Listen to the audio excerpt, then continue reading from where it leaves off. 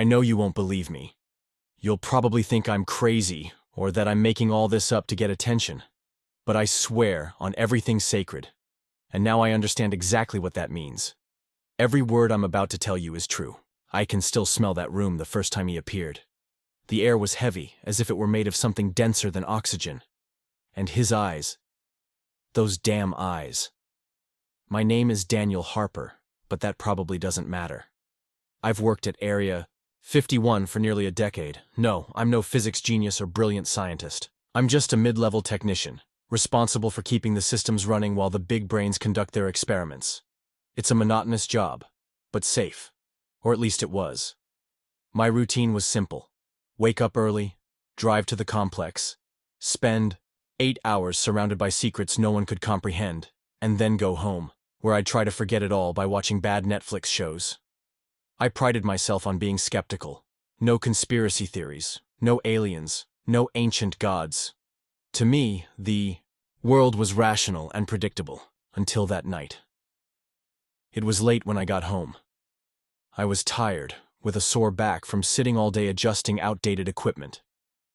I had barely taken off my shoes when I noticed something was wrong.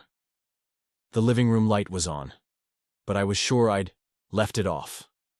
I walked in slowly, heart pounding in my chest, and there he was. The prophet. He was sitting in my armchair as if he owned the place.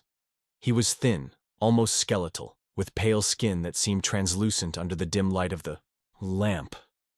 He wore a tattered robe covered in symbols I couldn't decipher. His eyes, they were like bottomless pits, too black to be natural. He smiled when he saw me, and that's when I noticed something strange. The edges of his robe trembled, as if something alive was moving beneath it.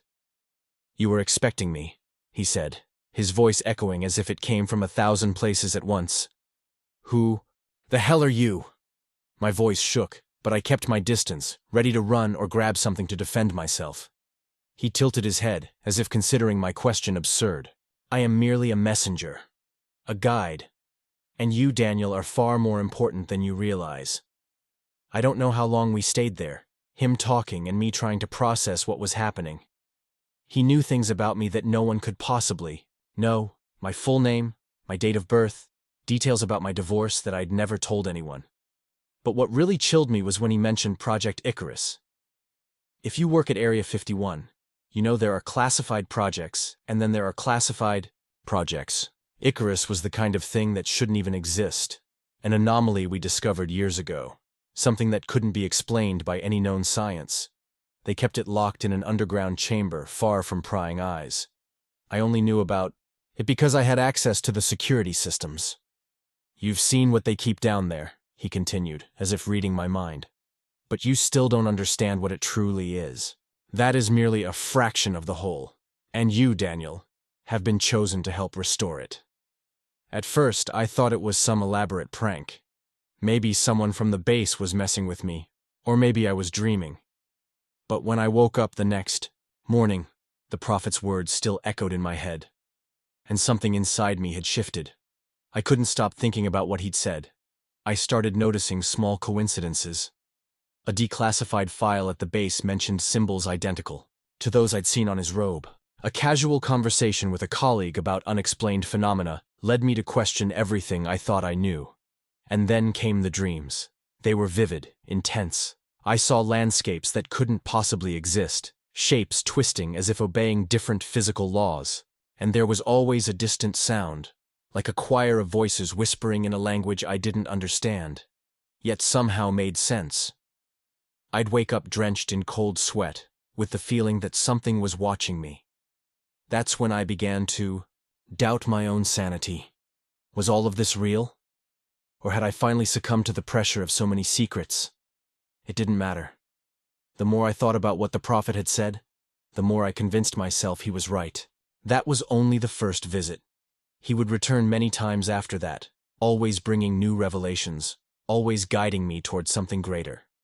At first, I resisted. But over time, I began to accept. Not because I completely believed him, but because I wanted to believe. I wanted to feel that my life had purpose, that I was part of something bigger than technical reports and ventilation systems. But now, as I write this, I'm not sure I made the right choice.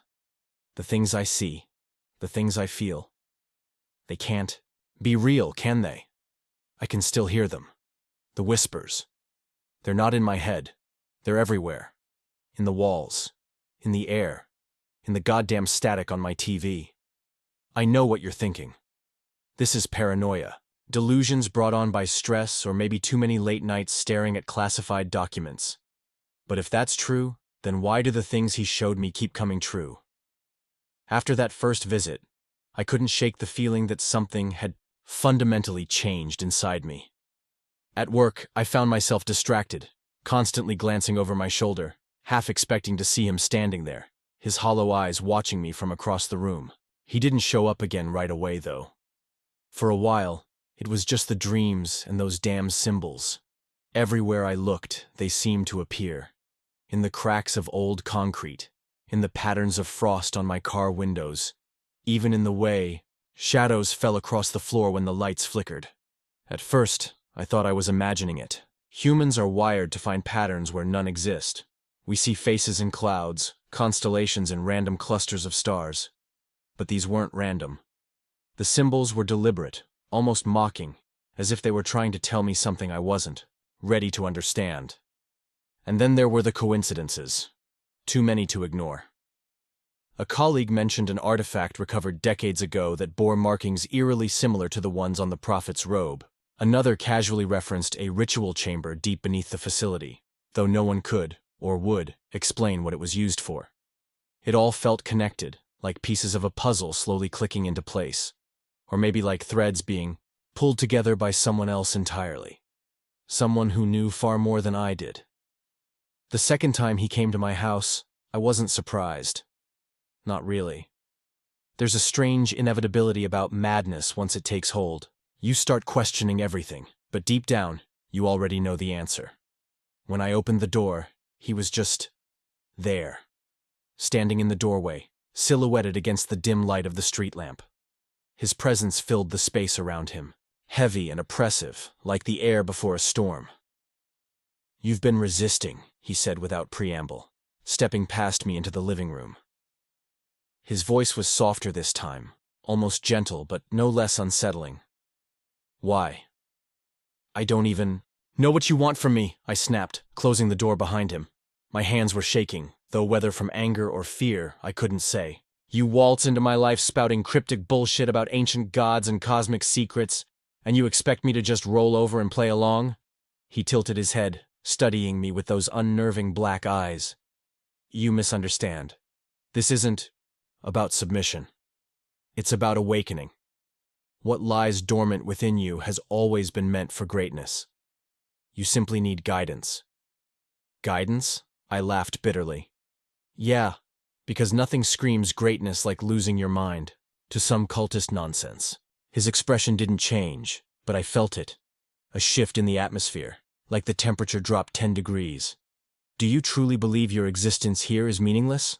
That the universe operates on chance, on chaos? Every choice you've made, every step you've taken, has led you to this moment. To me." For a long moment, neither of us spoke. Then he reached into the folds of his robe and pulled out something small and metallic. It gleamed faintly in the dim light. A coin, or perhaps a medallion. On its surface were etched those same damned symbols, swirling and shifting as if alive. "This will help you see," he said, holding it out to me. "Take it." Against every instinct screaming at me to refuse, I reached out and took it. The metal was cold, colder than it should have been. And the instant my fingers closed around it, a wave of nausea hit me. Images flooded my mind. Flashes of alien landscapes, towering structures that defied geometry, and creatures so grotesque they made my stomach churn. I stumbled back, dropping the object, but the visions didn't stop. They lingered, burned, into my retinas, replaying endlessly. "What the hell was that?" I gasped, clutching my head as pain lanced through my temples. "A glimpse," he replied calmly, retrieving the medallion from the floor. "A fraction of what awaits you, but understanding requires sacrifice. Are you willing to make it?" I should have said no. Should have told him to leave and never come back. But the thing is, I wanted to understand. Not because I believed him, not entirely, but because I needed to know if any of it was real, if I was real. Because after that night, the line between reality and delusion began to blur even further. The next day at work, I noticed something odd about one of the artifacts we'd been studying. It was a fragment of what appeared to be some kind of crystalline material, recovered during a classified mission years ago. Under normal circumstances, it would have been unremarkable. A piece of debris, perhaps part of a spaceship or some other extraterrestrial technology. But now, looking at it, I saw the symbols again. Faint, almost imperceptible, but undeniably there. That's when it hit me. The prophet hadn't shown me anything new. He'd only pointed out what was already in front of me. The truth had always been there. I just hadn't been able to see it until now. Over the following weeks, the changes became harder to ignore. My colleagues started acting strangely around me. Conversations trailed off when I entered a room, and I caught several of them exchanging uneasy glances whenever I passed. At first, I assumed it was because of how distracted I'd been lately. Snapping at people, muttering to myself, obsessively sketching the symbols in the margins of reports. But then I realized something else. They were scared of me. One night, after everyone else had gone home, I stayed late to run diagnostics on the artifact. As I worked, I couldn't shake the feeling that I wasn't alone. The lab was silent except for the hum of machinery, but the hair on the back of my neck stood on end.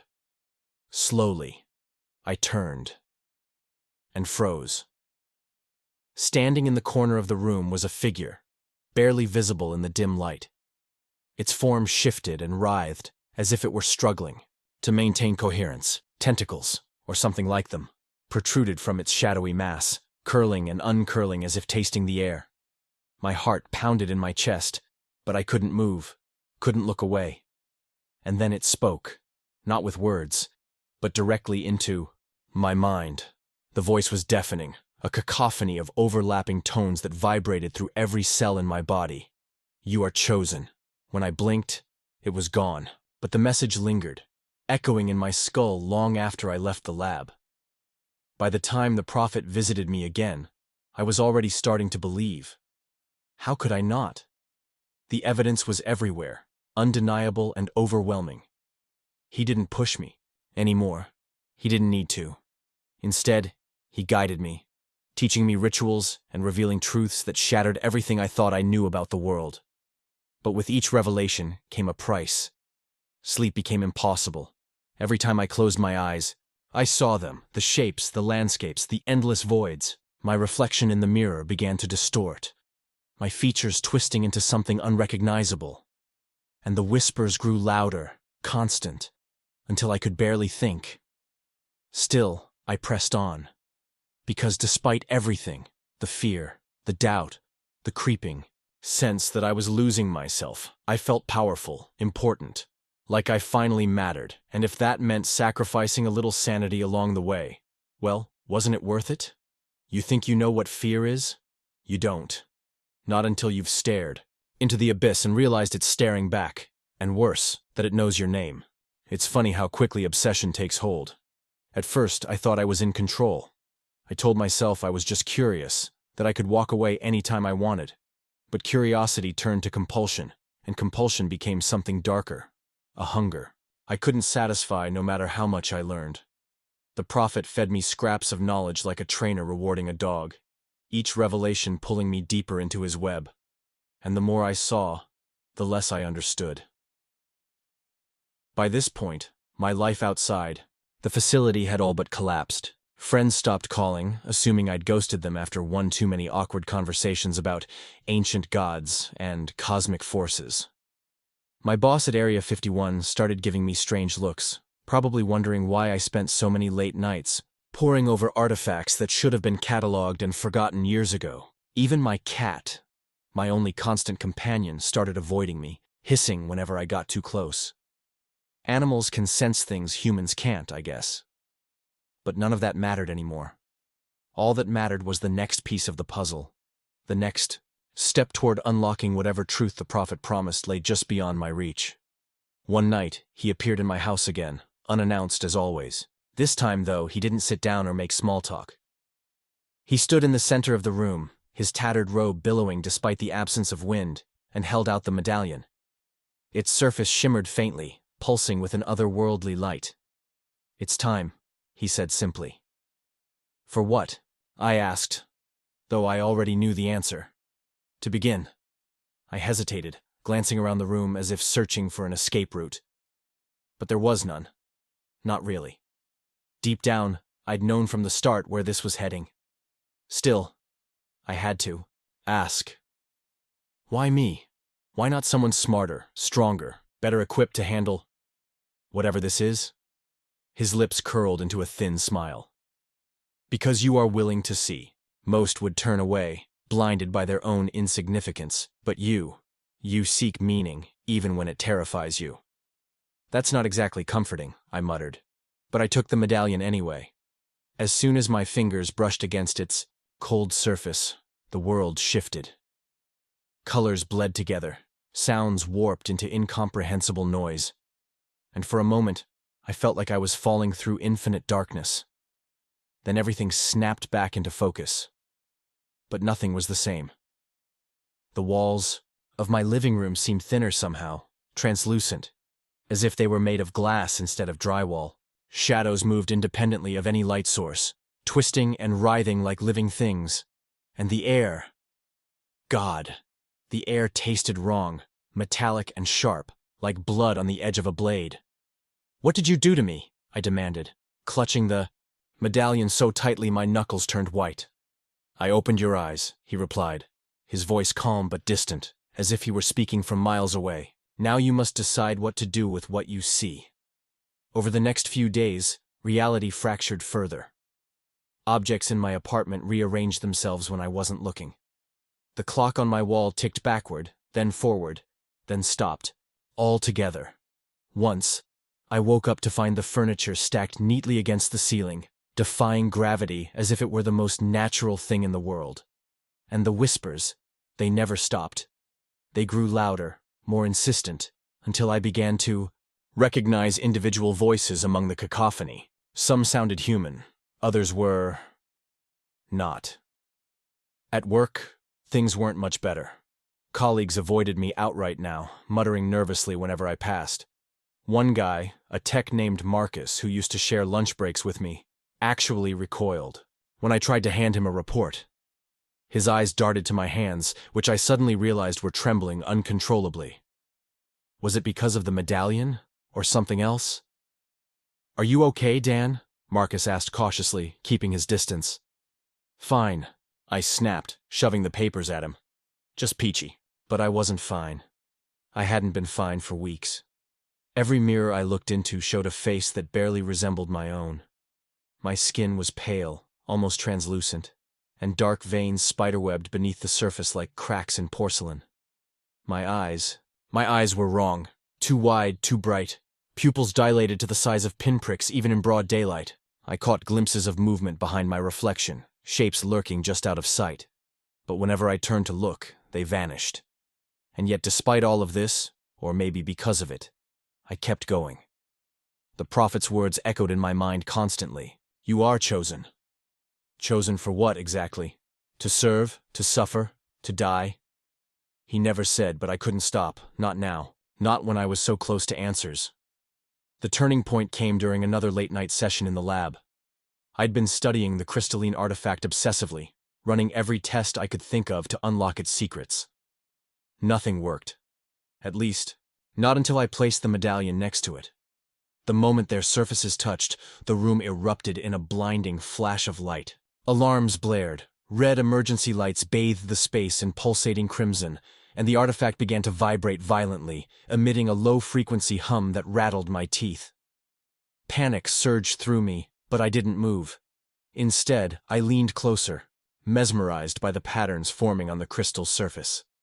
Symbols identical to those on the medallion glowed brightly, shifting and rearranging themselves into intricate designs that seemed to pulse with life. A voice. No. Voices. Spoke. Directly into my mind, overlapping and discordant, yet somehow coherent. "He waits." I jerked back, heart hammering wildly, But the artifact continued to glow brighter. The temperature in the room plummeted, frost creeping across the walls and equipment. My breath fogged in front of me as I watched, transfixed, as the symbols coalesced into a single word: Yogg-Narath. The name hit me like a physical blow, resonating deep within my chest.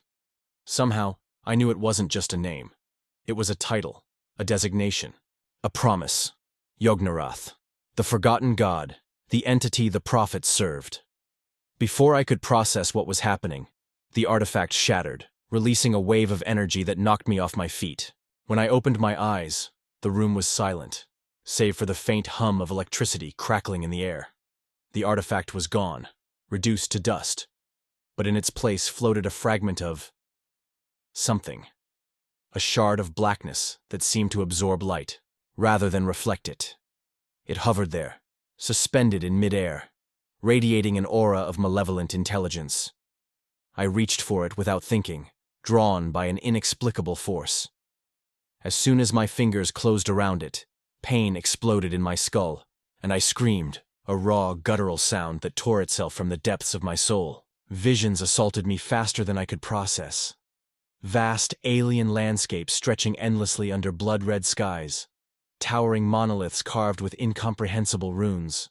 Countless beings bowing before an indistinct figure wreathed in shadow. And above it all, a presence. An immense, ancient consciousness that filled the void between stars. When the visions finally subsided, I collapsed to the floor, gasping for air. My vision blurred, and for a brief moment, I thought I saw tentacles writhing beneath the fabric of my shirt. Tentacles? No, that couldn't be right. I shook my head, trying to clear it, but the image lingered, burned into my mind like a brand. Later, that night, the prophet returned. He found me huddled on the floor of my apartment, clutching the shard tightly to my chest. Tears streamed down my face, though I couldn't remember crying. "You've done well," he said softly, kneeling beside me, better than I expected. What am I becoming?" I whispered, my voice trembling. "A vessel," he replied, placing a skeletal hand on my shoulder. "A conduit. Through you, he will return." "But why? What does he want?" The prophet smiled, and for the first time I saw something akin to pity in his eyes. To exist. To reclaim what was lost. And perhaps, to remind humanity of its place in the cosmos. I wanted to argue, to scream, to deny everything he was saying. But the truth was undeniable. Whatever I had become, whatever role I was playing, it was far too late to turn back. You ever wonder what it feels like to lose yourself completely? To wake up one day and realize that the person you thought you were never really existed at all? I don't know how much time passed after that night in the lab. Days? Weeks? It's hard to say when every moment feels like an eternity stretched thin across the fabric of reality. Time itself seemed broken, slipping through my fingers like sand no matter how tightly I tried to hold on to it. My days blurred together into a haze of rituals, visions, and escalating paranoia. The shard, the fragment of Yogg-Narath, was always with me now, tucked safely inside my pocket or pressed against my chest beneath my shirt. Its presence was both comforting and suffocating, a constant reminder of what I had become. And yet, despite everything, the fear, the pain, the creeping sense of inevitability, I couldn't stop. Every step forward felt like falling further, into an abyss I could never escape. But wasn't that the point? The prophet had warned me from the beginning. Understanding requires sacrifice. And now, as pieces of my sanity crumbled away one by one, I began to understand exactly what he meant. Work became unbearable. Or maybe, unbearable isn't the right word. It wasn't just stress or exhaustion. It was something deeper, more primal. The facility felt alive, its walls breathing softly as if they were made of flesh instead of concrete. Shadows moved where they shouldn't, coalescing into shapes that dissolved before I could focus on them. Machines malfunctioned without explanation, their screens flashing static or displaying sequences of symbols I recognized but couldn't decipher. Even the air smelled wrong, heavy with the metallic tang of ozone and decay. My colleagues avoided, me completely now, their fear palpable whenever I entered a room. Some whispered behind closed doors, others wouldn't even look at me. Once, I caught sight of myself in a security camera feed and froze. For a split second, the image showed, not me, but something else entirely. A gaunt figure with hollow eyes and tendrils writhing beneath its skin. Then it was gone, replaced by my own reflection. But the memory lingered, burned into my mind like acid. Despite all this, or maybe because of it, I kept going. The prophet's visits grew less frequent, but his influence remained. He didn't need to guide me anymore. The shard did that for him. It whispered constantly, feeding me fragments of knowledge and urging me toward actions I barely understood. Rituals, mostly. Strange, intricate ceremonies involving candles, chalk drawings, and incantations spoken in languages that clawed at my throat as I forced the words out. Each ritual left me weaker, drained, but also closer to something. Something vast and incomprehensible. One evening, after another sleepless night spent performing one of these rituals in my apartment, I woke up on the floor with blood smeared across my hands. At first, I panicked, scrambling to check for injuries, but there were none. No cuts, no bruises. Just the blood, dark and viscous, pooling in the grooves of the wooden floorboards. Panic gave way to confusion, then to dread as I realized the truth. It wasn't mine. A noise drew my attention. A soft, wet sound coming from the corner of the room. Slowly, I turned my head and saw it. A shadow, darker than any natural darkness, writhing like smoke trapped in a jar. It pulsed faintly, as if alive, and when it shifted, I caught glimpses of something. Eyes. Too many eyes, staring at me from within the void. "What are you?" I whispered, my voice shaking. The shadow didn't respond, not verbally anyway. Instead, it surged forward, engulfing me in cold, suffocating darkness. I tried to scream, but the sound died in my throat as visions flooded my mind once again. Alien worlds spun around me, their skies streaked with colors that defied description. Towering beings loomed over me, their forms shifting and contorting in ways that made my brain ache. And everywhere the whispers, overlapping voices chanting in unison, praising a name I now knew better than my own, Yog-Narath. When I came to, I was lying on the floor again, soaked in sweat and gasping for air. The shadow was gone, but the blood remained, drying slowly into a macabre pattern that resembled one of the symbols etched into the shard. My hands trembled as I reached for it, pulling it out of my pocket. It felt warmer than usual, almost feverish, and its surface shimmered faintly, as if responding to my touch. "What am I doing?" I muttered aloud, clutching the shard tightly. "What have I done?" But even as I asked the question, I already knew the answer. There was no turning back. Not now. Not after everything I'd seen, everything I'd done.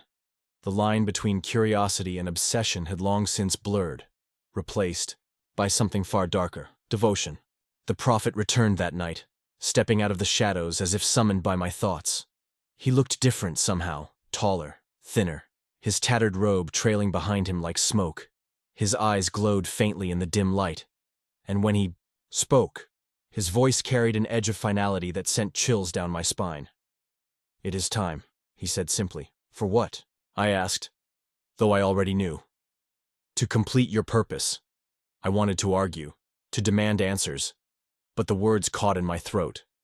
Instead, I nodded silently, following him as he led me out of my apartment and into the night. The streets were eerily empty, the city bathed in an unnatural silence that made my skin crawl. Streetlights flickered erratically, casting fragmented pools of light onto the pavement. Shadows danced at the edges of my vision, twisting into impossible shapes, before vanishing. We walked for what felt like hours, though I couldn't recall the route we took. Eventually, we arrived at an abandoned warehouse on the outskirts of town. Its windows were boarded up, its walls covered in graffiti that seemed to writhe and shift under the moonlight. The air inside was thick with the stench of rust and rot, and the floor was littered with debris, broken furniture, shattered glass, and strange symbols scrawled in red paint. "This is it," the prophet said, gesturing toward the center of the room. A large circle had been drawn there, surrounded by runes glowing faintly in the darkness. At its center lay a pedestal carved from black stone, its surface smooth and polished to a mirror-like sheen. "What do you want me to do?" I asked, my voice barely above a whisper. "Place the shard on the pedestal," he instructed. "Let him see you." I hesitated, clutching the shard tightly. Doubt gnawed at the edges of my mind, but it was too late for second-guessing. Taking a deep breath, I stepped into the circle and placed the shard on the pedestal. The moment it touched, the runes flared to life, bathing the room in blinding light. The air vibrated with energy, and the ground beneath my feet trembled violently. Then the whispers began. At first, they were faint, barely audible over the hum of the runes. But they quickly grew louder, more insistent, until they drowned out every other sound, thousands of voices speaking in unison, chanting a single phrase over and over again. "He rises." Pain exploded in my skull, forcing me to my knees. Visions assaulted me faster than I could process. Endless voids filled with stars that weren't stars. Civilizations crumbling under the weight of their own insignificance. A vast, indistinct shape rising from the depths of nothingness, its form too immense, too alien, to comprehend. And then, silence. When I opened my eyes, I was alone. The prophet was gone, along with the shard and the glowing runes. The warehouse was dark and still, the oppressive atmosphere replaced by an eerie calm. For a moment, I thought it was over, that whatever ritual I'd performed had failed. But then I noticed the changes. My reflection in a cracked mirror showed a face that was no longer entirely human. My skin was pale and translucent, veins pulsing, faintly beneath the surface. My eyes were wrong. Too wide, too bright, pupils reduced to pinpricks even in the dim light, and beneath my shirt, I could feel something moving. Tentacles, writhing softly against my skin. I reached up to touch my face, but my hand stopped midair. It wasn't my hand anymore. The fingers were elongated, tipped with sharp, claw-like nails. When I flexed them experimentally, they cast distorted shadows on the wall, as if mocking me. "What am I?" I whispered, my voice hoarse and unfamiliar. There was no answer. Just the faint echo of whispers fading into the distance. "You think you know madness? Madness is clarity. It's seeing the truth for what it really is, and realizing that no one else will ever understand. I don't know how long I've been here. Days? Weeks? Years? Time doesn't exist anymore, not in the way it used to. The world outside, the one I thought I knew, feels like a distant memory, a dream slipping further away with each passing moment. What remains is this. Whatever this is. The warehouse is gone now. Or maybe I'm still there, trapped in some endless loop of my own making. My surroundings shift constantly, defying logic and reason.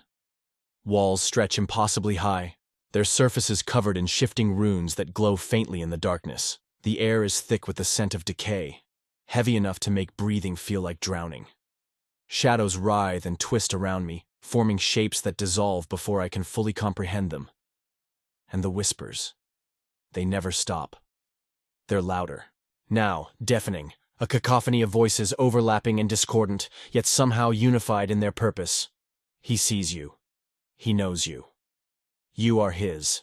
I try to cover my ears, but it does nothing. The sound isn't external. It's inside me, burrowing into my mind like parasites feasting on my sanity. Every word they speak chips away at what little remains of who I once was, replacing it with something else entirely, something other. My body is no longer my own.